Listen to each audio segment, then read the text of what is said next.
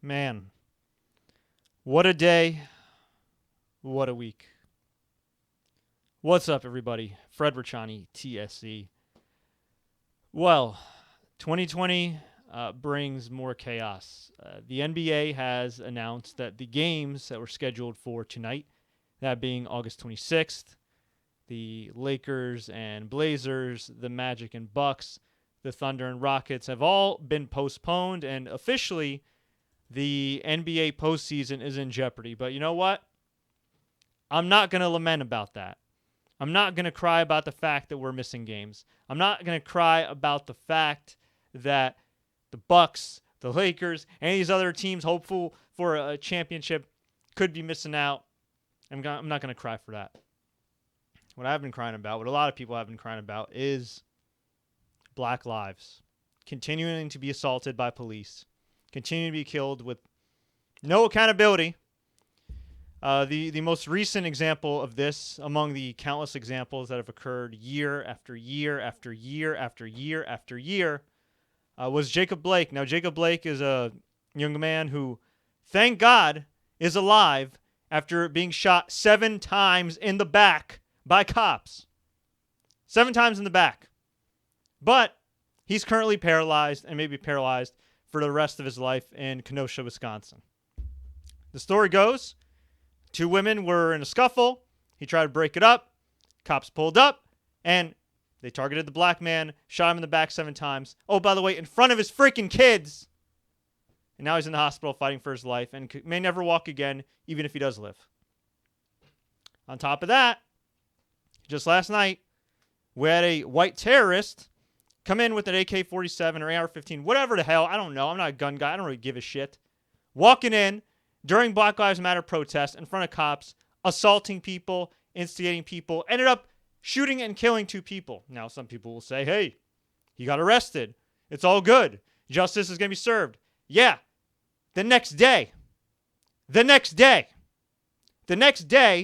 they could have stopped him last night. So if you're an NBA player, and you're in a league, and you're a black man or a black woman in a league that is predominantly black, and you see your brothers and sisters getting shot and killed over and over and over again, and if you're a friend of black people, if you're a champion of equality, and you see black people and overall people of color getting unfairly targeted and persecuted and attacked and killed with no accountability whatsoever over and over again, you know what you're going to say? You're going to say, F these playoffs. You're going to say, screw this. Because at the end of the day, it doesn't matter whether you're a black athlete, black millionaire, black billionaire, black scientist, even a black cop. And I know some black cops, by the way. At the end of the day, you are a black person in America and you're treated differently. You have been for over 400 years, and there are still systems in place to this day that remind you that you're different from people that look like me. Now, full disclosure, I'm Arab. I am white passing, and I benefit from the fact that, well, I don't quote-unquote look Arab. And I have a platform here, and I want to use it for good, and I feel like I should highlight issues like this. Now, obviously, this is a huge sports story. From a pure sports perspective, this is massive because this could derail the NBA playoffs. This could cost players, owners, TV partners, everybody a lot of money. This could obviously affect the game of basketball and everything else. But this is bigger than basketball. This is bigger than sports. But why was this necessary, or why did players and ownership feel that this was a necessary step to take? I'll tell you why. Because it's okay to donate. It's okay to make statements. It's okay to wear shirts. It's okay to wear jerseys. It's okay to have a hashtag and all that stuff. But it only goes so far. I'm sure Giannis Antetokounmpo and LeBron James and all these other guys would love it if they didn't have to take this stand. I'm sure they would love it if people got the message when he wore a shirt that said, I can't breathe. I'm sure Colin Kaepernick would have loved it if he took a knee in 2016 and people saw his point from the beginning. I am sure LeBron James would love to go for ring number 4 in honor of Kobe Bryant and for his legacy and everything else. I am sure that everybody there, and I know people personally in the bubble, would love the season to continue, keep getting paid, yada, yada, all that jazz. But man, in times like these, You got to make sacrifices in times like these. You got to make a point. And obviously, attorney generals, police, people in power, whether it be politicians or whoever, influencers. I'm not talking about the people that post ass pics on Instagram. I'm talking about influencers as in lobbyists and people that pump money into your respective politicians' pockets that dictate laws. It's about damn time they take notice. And what better way than to make communities, than to make states take notice than by boycotting the freaking playoffs? Because guess what? All these national TV markets, they got nothing to air tonight. Milwaukee market, got nothing to air tonight. OKC, nothing to air tonight. All these other leagues, all these other markets, I should say, nothing to air tonight. Got your attention? Sometimes you got to hit them where it hurts the most for them, the only way they see it, and that is in the wallet. And yes, LeBron James, all these guys are obviously taking a hit.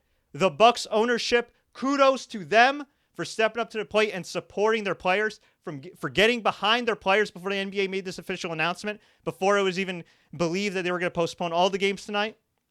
Kudos to them for saying they're stepping up and they had enough about this. They had enough.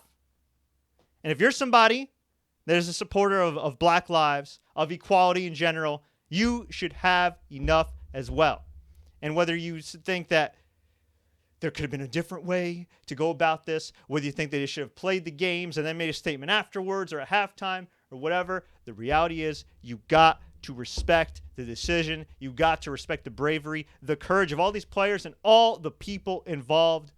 Because, man, this is a huge deal. And this isn't just a huge story in sports. This is a huge story in life. And this is a story that I do believe that we're going to be talking about 5 years from now, 10 years from now, 15 years from now, whatever.